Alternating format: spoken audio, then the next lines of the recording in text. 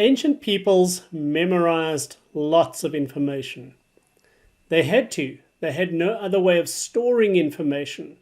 The only way to retain information to use at a later stage in life was to memorize it. So they memorized mountains and mountains of stuff. Pretty much everything they needed to know to navigate their daily lives. Modern people do not have such refined memories. We don't need to. We don't need to remember so much because we can write it down, we can keep notes, or as many of you probably do, we can simply Google it when we need it. So our memories are no longer so refined for memorizing information. And we can't and shouldn't try to return to that bygone era. The fact that we have other means of storing the information we need liberates us from the need to attempt to memorize everything. But we do need mechanisms to store the information that is most useful to us. It's not helpful to say, I've got access to the textbook. We need some way of storing it so that we can readily access it at our point of need, study it easily without needing to sift through, for instance, an entire textbook. Enter note-taking. For literary learners, note-taking is a critical learning skill. This lesson is all about how to take notes, how to take good notes, and if you master it, it's one of the key components of being a successful learner in our day and age. So make the most of this opportunity. If you can take good notes, you can excel in many of your learning endeavors. Now, to take good notes, you need to interact with material in ways that make it meaningful and memorable. Those two go together. The more meaningful material is, the easier it is to remember. You can learn to do this, to take great notes, by mastering 6 skills, 6 dimensions of note-taking. We're going to look at the motivation. Why take notes? Why is this such an important part of your learning process? Then we're going to look at some common mistakes that students make when taking notes. Then we'll look at the mission, the purpose of note-taking. Then we'll talk about some methods. There's many good methods, and I'm going to introduce you to 4 of the most useful ones, at least in my opinion. Then we're going to talk about when you've got to take notes from multiple sources. This would affect you if you're writing research papers, theses, journal articles, that kind of thing. And finally, we'll look at some maximizers, some tips to get the most out of your note-taking. So that's what lies ahead. That's the menu for this session. If you do this well, then your notes become a kind of second brain. Using the tools we recommend, tools like OneNote and RemNote, you can create an integrated knowledge base that makes all you learn accessible to you all the time. Just as when you need information from your primary brain, you need to retrieve it, recall it. So if you build an integrated network of notes that are well taken, well sifted, your notes become a kind of second brain. This kind of personal knowledge base needs not be limited to your formal studies. You can organize everything that you do to it. You can include your recipes and so on and so forth. So note-taking can give you a second brain that you can call upon at any moment, and it's an invaluable component of effective learning.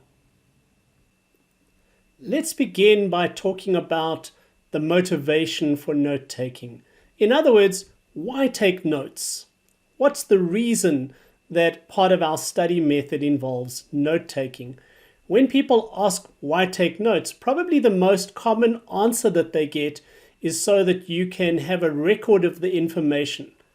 The idea is that you need something to study later in preparation for the test, perhaps.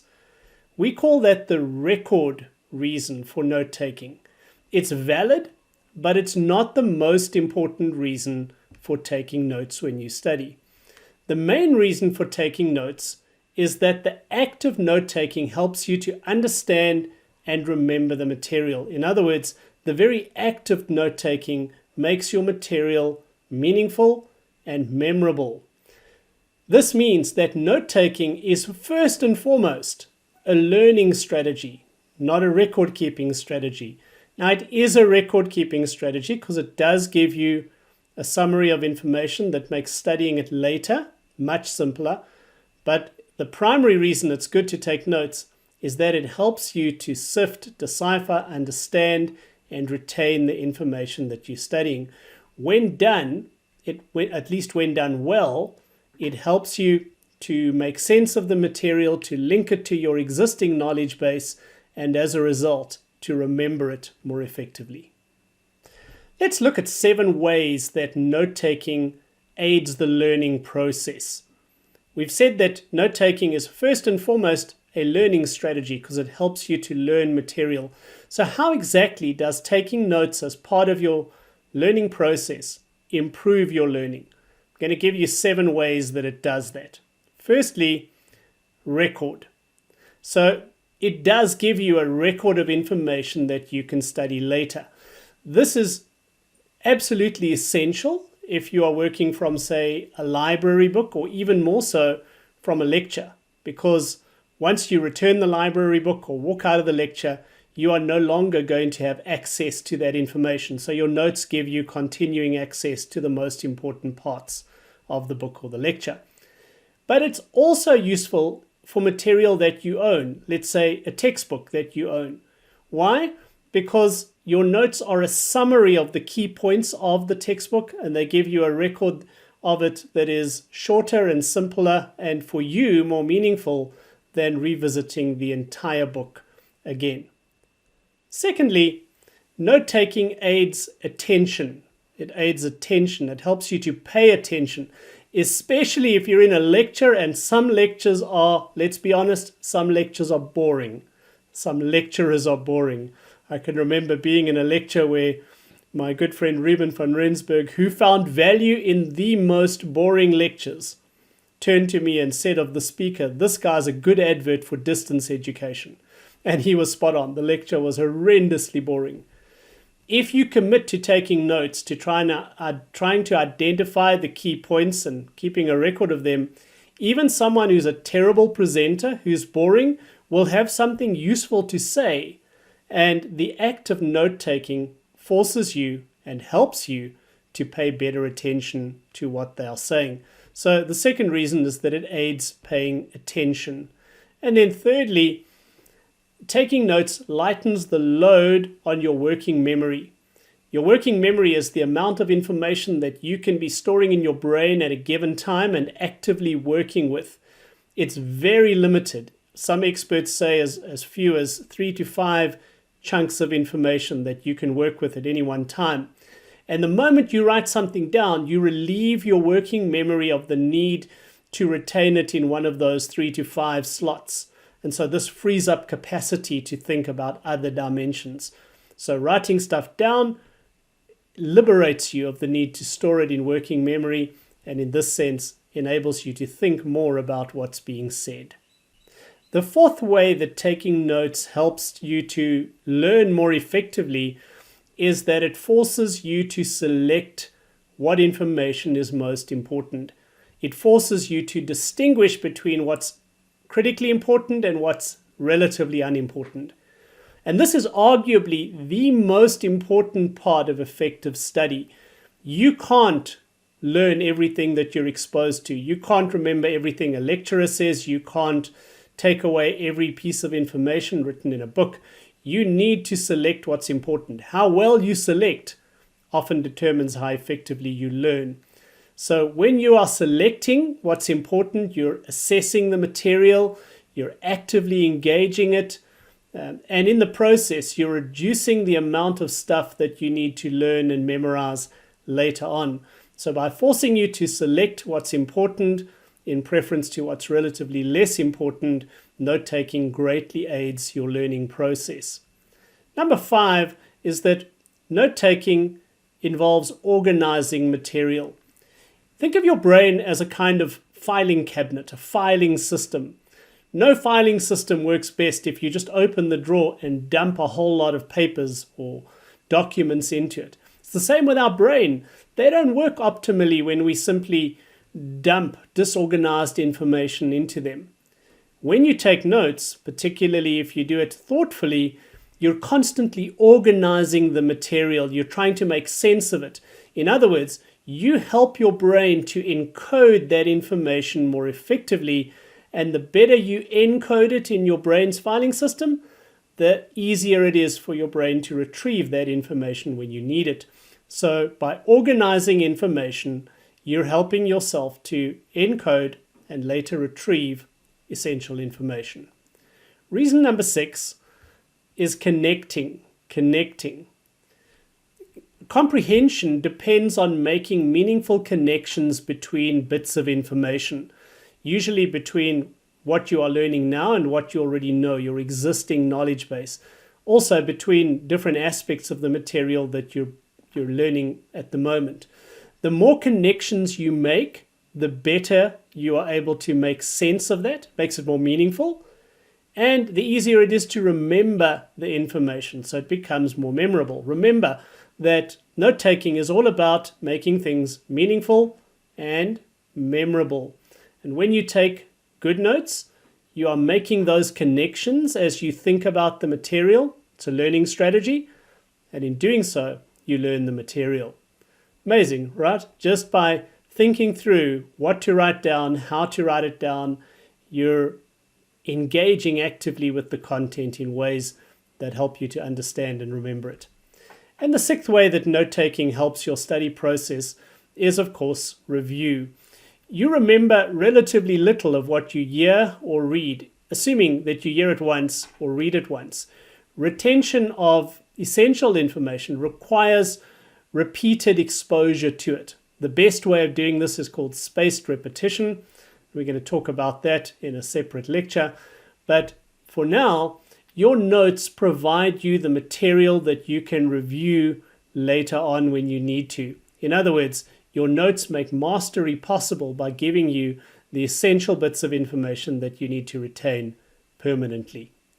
Do you see that note-taking is not just keeping a record of things so that you can study it just before the test?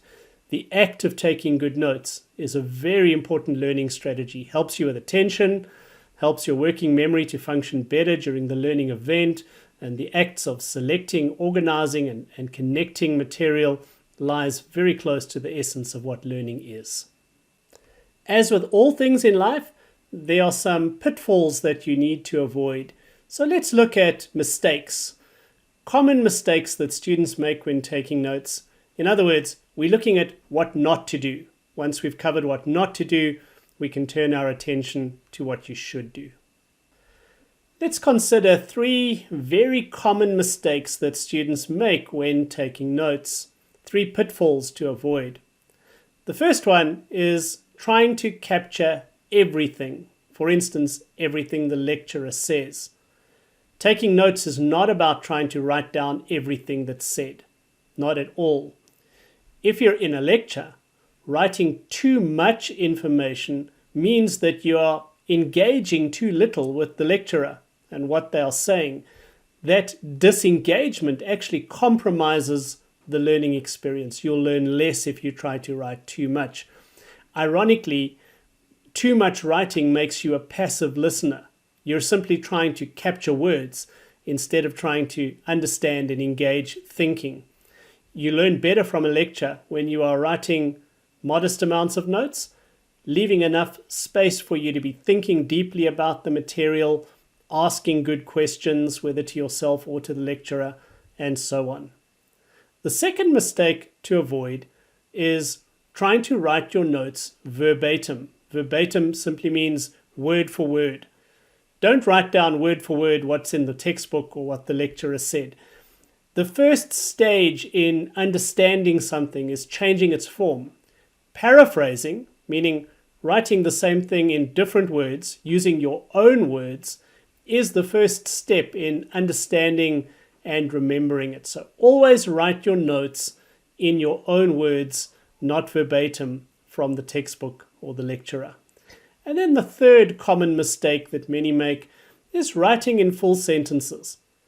Let me qualify this. This mostly applies when you're hard-pressed for time, but it can have other benefits as well. Generally speaking, all you need to do in order to take good notes is to capture keywords that represent the big ideas. You don't need to write the full sentences. This saves you time, which is critical in a lecture because the lecture is moving on. It's less critical when you're working from a book because you obviously can write down what you want to and then carry on reading where you left off.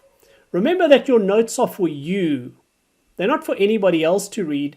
They only need to make sense to you. So you only need to write down enough to make sense. And usually capturing keywords and phrases is sufficient for you to remember, to trigger what you heard and to understand it rightly. For instance, if you were taking notes on this slide, this component of my presentation, you would only need to write down 6 words, or at least I would. Not everything, not verbatim, and not sentences. That's the essence of what I've said, and if you just captured that, you would have captured enough to have understood this little subsection of our lecture. Now let's talk about the mission of note-taking. What does success look like? In other words, what is the goal? If you've done it well, what does it look like? What will you have accomplished? What are you trying to achieve when you take notes? And actually, this is frightfully simple. The goal of note-taking is, number 1, selection. You want to capture the key concepts. You need to recognize them, identify them, and capture them briefly in your own words. Selection. Number 2 is what we call connection. You want to see and capture how those ideas relate to one another and how they fit into your existing knowledge base.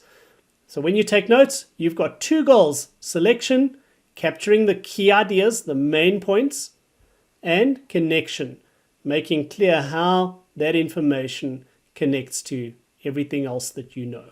So note-taking is essentially all about selection and connection. It's about making material meaningful and memorable. And essentially you do that by selecting the important information. So you need to recognize what's important and what's less important. That's a skill in itself, a very, very important skill.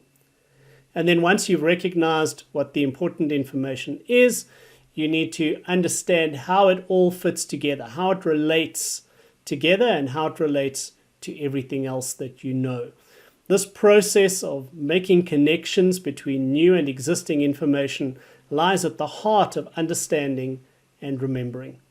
So this is the mission: selection and connection, making it meaningful and making it memorable. So note-taking is all about selection and connection. In other words, when you take notes, you are trying to capture the big picture, not so much the details. You want to capture the big picture. Don't get lost in the trees. Try to see the forest as a whole. We're looking for the big picture. So how do we select and connect in ways that allow us to capture the big picture? Well, if you are familiar with essay writing often begins by stating a thesis. So there's a thesis statement, which is the central idea of that essay. And then that idea is developed by main points if it's an expository essay, or by arguments if it's an argumentative essay. If you can recognize the main points and the thesis statement, so the thesis statement and the main points or main arguments in a chapter that you're reading, or if a lecture is structured so that you can recognize the thesis statement and the main points or main arguments, and you are able to capture even just those without much supporting detail, you should have captured the essence of what a chapter or an article or a lecture is about. And of course, once you've captured these thesis, so we're looking here for the thesis statement and then either the main points or the main arguments, but you also need to capture how they relate to one another. So what are the main points or arguments, and how do those main points or arguments relate to one another in fleshing out the total topic? If you can do that, you have great notes. You've captured the essence of a piece of information, and you've successfully done that. All right, so one final observation here is what is called using a topic structure strategy. What do I mean? Instead of starting, let's assume it's a book, right? And you're taking notes on a chapter. Instead of starting at the beginning and as you read through the chapter, scribbling down whatever seems interesting, rather read the entire document beginning to end, trying to understand what it's about in totality. Typically, you won't do this for a whole book. You'll do it chapter by chapter for a book. But read it in its entirety.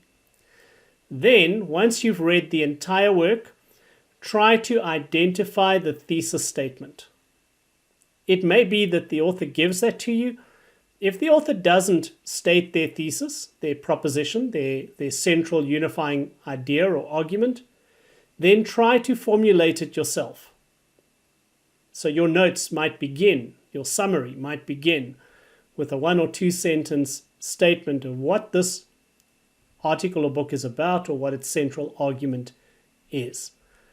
And then try to identify and paraphrase the main points or the main arguments that support that central unifying theme, whether you got it from the author or you stated it yourself. Topic structure strategy. Read the entire work. Try to identify the thesis statement, the central unifying theme, and then try to state the main points or main arguments of that thesis. If it's a lecture, you want to scribble down notes as the lecturer is going along, but at the end of the lecture, try to go back and rework that content using a topic structure. If you can do that successfully, you've captured the big picture, the main points, not necessarily all the details, but that's what good note-taking is all about. Finally, right, we've been through all the warm-ups. Finally, we can get to the good stuff.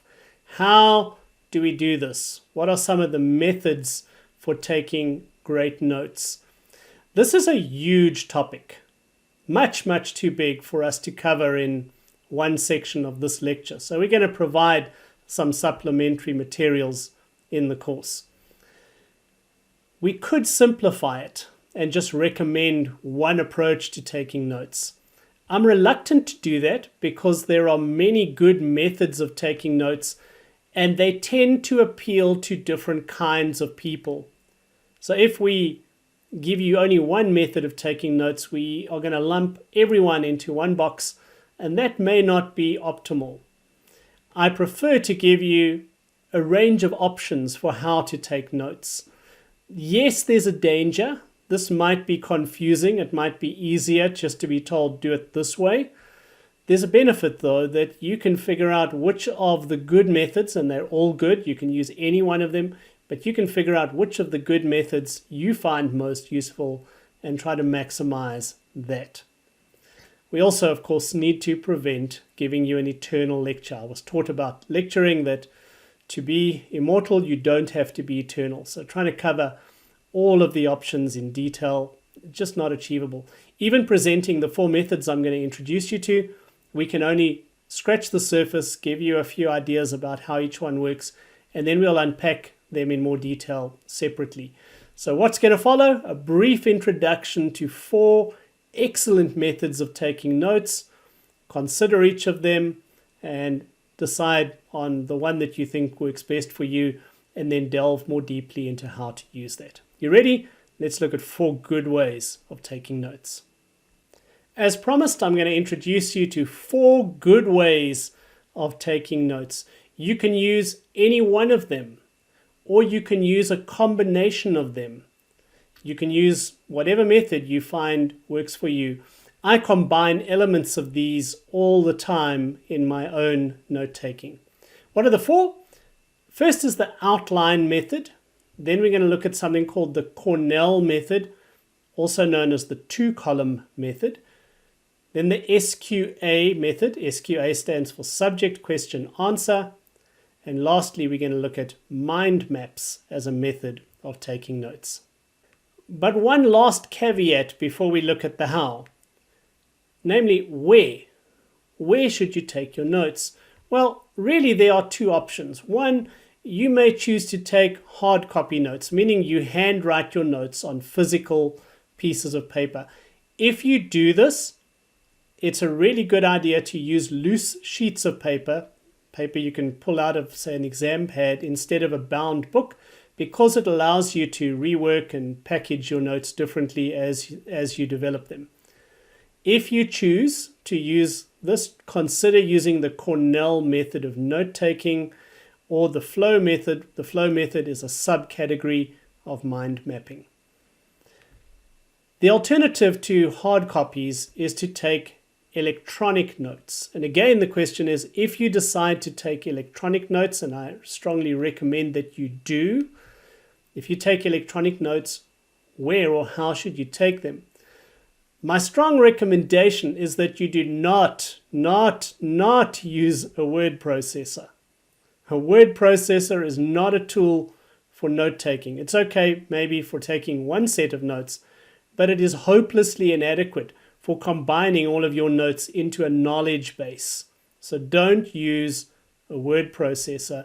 Rather use one of the many excellent note-taking apps that are available, and we'll introduce you to some of the best options currently. If you watch this in a couple of years' time, they may have changed, but that's okay. Look for the best apps. Without further ado then, let's look at 4 ways of taking amazing notes. The first method of taking notes is called the outline method, also known as the hierarchy method. And essentially it looks something like this. Basically what we do is we put the most important, the main points, hard against the left margin over here, the A and B. You can number them like this if you wish. Use any numbering method you want, 1, 2, 3, 1.1, 1.2, etc.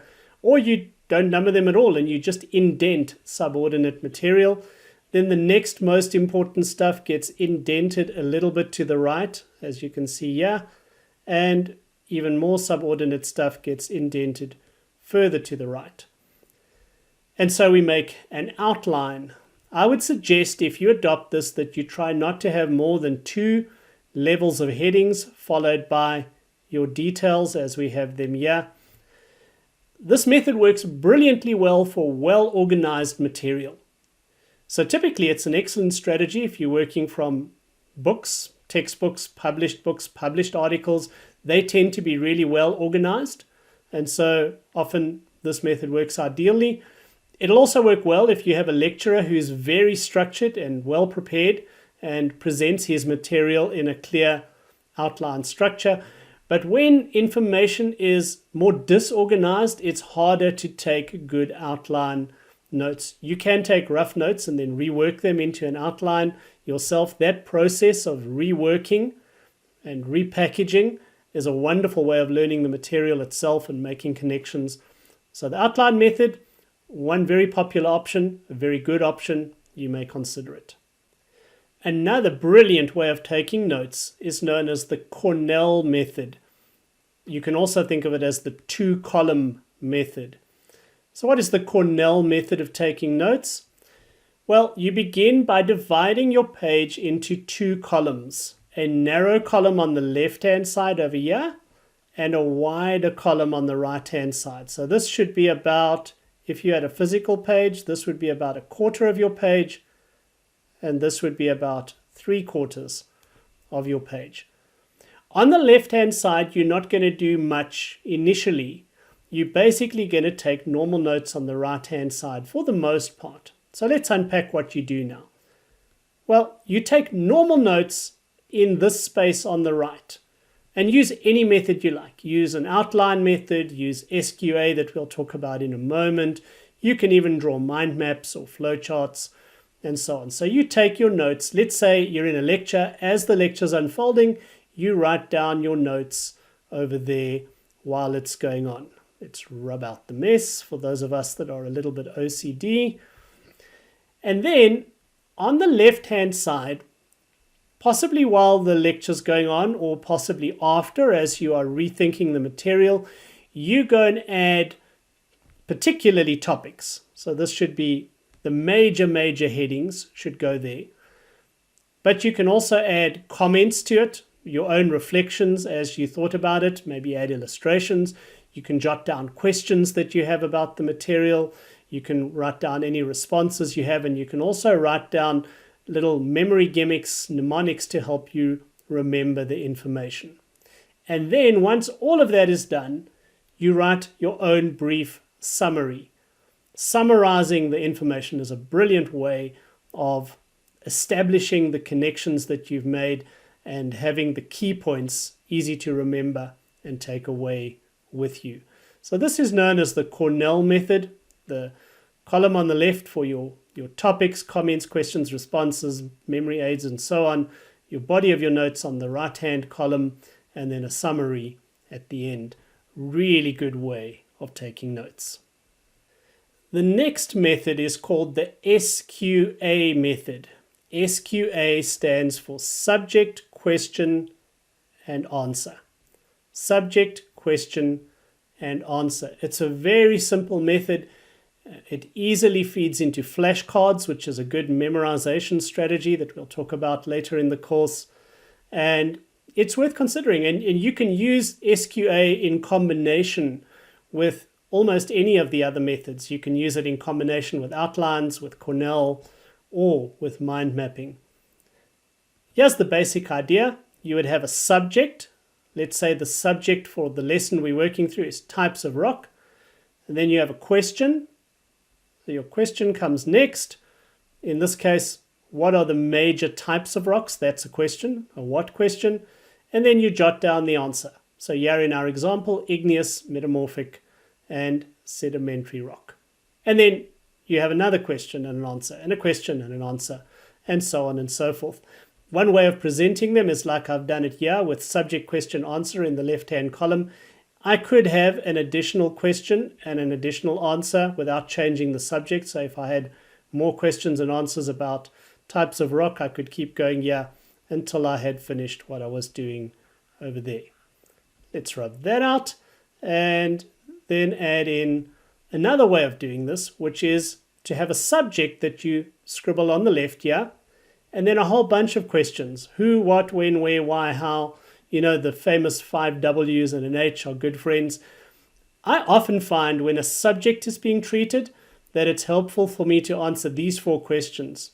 Who, what, why, and how. And frequently that will give me a full picture of what I need to know about that subject. And then if the speaker or the textbook moves on to the next subject, I just start a new subject and I ask the same questions again. You won't have all of them answered for every subject, but insofar as they're relevant, you use that as a framework. For instance, let's say we were talking about long-term memory, learning about long-term memory. I would ask what, why, and how. What my note would tell me long-term memory is not like a recording. Rather, it's like selected, edited, stored bits of information. Why and some how effects, etc. So these would be my notes based on long-term memory using an SQA framework. As I said, very simple method, easy to use, easy to combine with other methods, maybe incorporated into your tool set. This last method goes by a host of different names. Some call it webbing, some call it spider diagramming. My preferred name is mind mapping, and it usually you would begin by writing a topic in the middle of a page, and then you would have, in this case, it's not the middle, the topic's written on the left here, and then you would have lines branching out in all directions with different subpoints of that, and that becomes like a spider's web or a mind map, and that's how it gets its name. So essentially you put the main points in the middle, and then your lines branch out and they unpack subpoints, and then they can branch out. So it can branch out as many times as you need to provide more and more information. My experience with spider diagramming or mind mapping is that most people either love this or hate it. If this works for you, it may well become your preferred way of taking notes. It is extremely effective. It's a great way of taking notes. It's easy to look at them afterwards and work with them for memory purposes. But it isn't everyone's cup of tea. So if this doesn't work for you, shelve it, prefer another method, one of the other ones we've looked at, if this works for you, you may well want to adopt it as your preferred way of taking notes. Brilliant way, but not everyone's cup of tea. These are 4 tried and tested ways of note-taking, methods that you can use. There isn't a right way. You can use outlining, you can use Cornell or the 2-column method. SQA works well by itself or in combination with others, especially if you're going to turn your notes into flashcards. And then finally, mind mapping, if that works for the way you enjoy learning. There isn't a right way. I recommend that you experiment with these options and in time settle on the one that you find most effective for you. We are going to provide more detailed information about how to do each of these and some of the technologies that you can use to help you with that. So if you're thinking we've only scratched the surface, you're right, but we're going to delve more deeply into them, just not in this lecture. Remember, to be immortal, you don't need to be eternal as a speaker, at least not on one occasion. A second last topic that we need to talk about is what when you're doing research and you need to take notes from multiple sources. This is particularly common at advanced levels of study or if you're doing scholarly work. So you're going to read many books and articles and you need to then synthesize all that you're reading from perhaps dozens of books and articles. You need to synthesize all of your learning into a research paper and bring it all together. So how do you go about taking notes from multiple sources on the same subject? I'm glad you asked because I have some helpful advice. At least I think it's helpful. How to take notes from multiple sources. This is what you do, friends. First, you read the first source and you make a full set of notes. Let's say it's the first book that you read. You make a full set of notes, whatever method you've adopted, make a full set of notes. Then you read the second source and you integrate your new insights into your original set of notes. You go and build it in, rework it, etc., so that the contributions of the second work that you've read are integrated with the contributions of the first work that you read. But there's a catch. You can't double the length of your notes. In fact, if the 2 books are roughly the same length, your new set of notes is not allowed to grow by more than 20% in length. And that's the catch. You're needing to integrate information from the 2 sources, not just add a whole second set to the first set of notes. And then you rinse and repeat. So when you read your 3rd book, you go and do the same thing, except this time you're not allowed to increase the length by more than 10%. And so each time you add a source, the total length is only allowed to go up by decreasing amounts and not very much. And so over time you build this total picture of everything that you've read on that. If you're doing this for research or publication purposes, there's something very important to add here though. You need to maintain a way in your integrated notes of knowing which sources or which comments and pieces of information come from where. The way that you do that is for each source you have a simplified code. For example, if you have a book by Brown, your code might be as simple as B for Brown and page 68. So anywhere that you're inserting something you got from Brown, you put the code B68. And so later on, when you're writing your paper, you'll be able to work out which pieces of information you got where. But by the end of all of your research and note-taking, you'll have one integrated set of notes that captures everything that you know about that topic and all the places that you got that information. Isn't that awesome? It's absolutely awesome. Go out and try it. As usual, we're going to end with some maximizers, some tips and tops, pieces of advice to make the most of your note-taking. Some tips for maximizing your notes. Tip number 1, use your own words. Write your notes in your words, not in the words of your source, whether that's a lecturer or a textbook. Rephrase and reorganize. When you are rephrasing and reorganizing, you are building understanding of the material, and the better you understand it, the easier it is to remember. By the way, this is a reason that lecturers' handouts are not a substitute for taking your own notes. If the lecturer gives you a handout, you may want to consult that as part of your note-taking, but don't let that substitute for taking your own notes. Why not? Because that's in their words. Those notes that they give you in the handout haven't passed through your brain. And if it doesn't pass through your brain and had your touch on it, it's going to be something less effective for you. So no substitute for writing your own notes in your own words as you go along. Number 2, as you are taking your notes, draw links between ideas. Draw links between ideas. Remember that comprehension is a product of making connections. You want to constantly be linking ideas in one lecture with things you've heard elsewhere, etc., etc. So active note-taking. We've talked about active listening and active reading. Let's also talk about active note-taking. In active note-taking, you're going beyond what the speaker says. While you're taking your notes, your mission is not just to write down what the speaker says or what's in the book. It's to write down information that is meaningful for you. You want to go beyond the speaker. You want to connect their thoughts to your entire knowledge base, and different methods of note-taking would allow you to do that differently. But it's critical that you do it. Reflect on the relationship between the material you're learning and other aspects of the subject matter. Think about the implications or applications of the material that you're learning. And there are 3 proven ways of doing this. They are asking questions, making comparisons, looking for analogies, and explaining, self-explanation, explaining ideas to yourself as you go through it. So be doing that all the time as you're taking your notes.